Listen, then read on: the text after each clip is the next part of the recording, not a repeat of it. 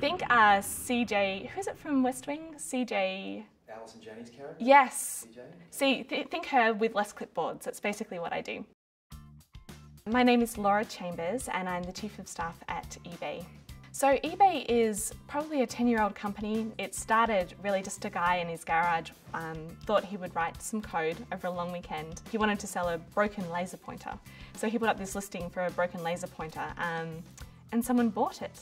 And he emailed them back and said, "You do realise it's broken, right?" And the guy was like, "Yeah, but I actually collect broken laser pointers." And so he's like, "Hang on, there is something here." It does $60 billion worth of goods go through eBay each year.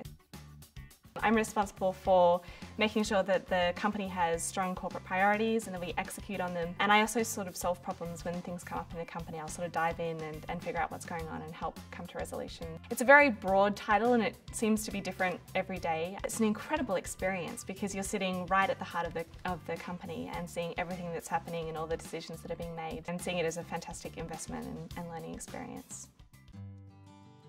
I never actually thought that I wanted to move to America, but I had a really interesting opportunity to come across to business school at Stanford. When I was growing up, I heard about Harvard and Stanford and Yale and all of those places, and they just seemed impossible. Like it seemed like no one like me could ever go there. When I got accepted, I was just really excited to come across, and I spent 2 years at business school and then loved it, so I decided to stay for a bit longer.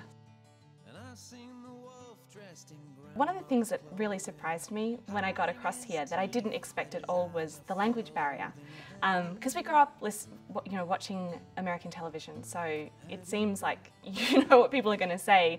But I came across and no one knew what I was talking about half the time, and it really surprised me. So my first trip to the supermarket, for example, I was trying to find a torch, and they kept sending me to the gardening section to find one of those big garden torches.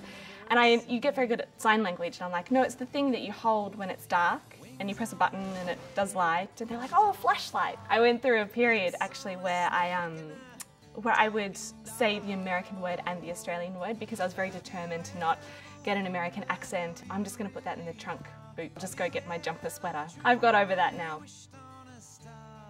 So for show and tell, let me read you a book. So this is a little thing that I brought in. This is a book that my friends and family made for me when I was moving across. It was a complete surprise. One of my favourites is my uncle's, Uncle Peter, who said, "No point in telling you to work hard, have fun, etc. because I know you'll do a bloody good job of all of that and more, but please make sure you don't come back with one of those damn American accents."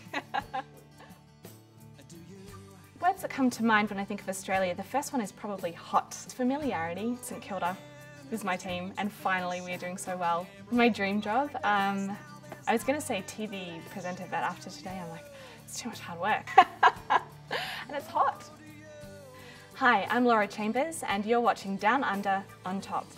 So you're a TV presenter? It's too much hard work, dude. She dooted me. Oh no, my poor uncle's going to be so upset.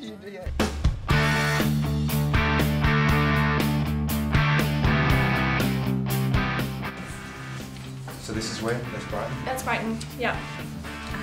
We grew up sailing, actually in Ballarat, around Lake Minderee, which now no longer has water. Global warming.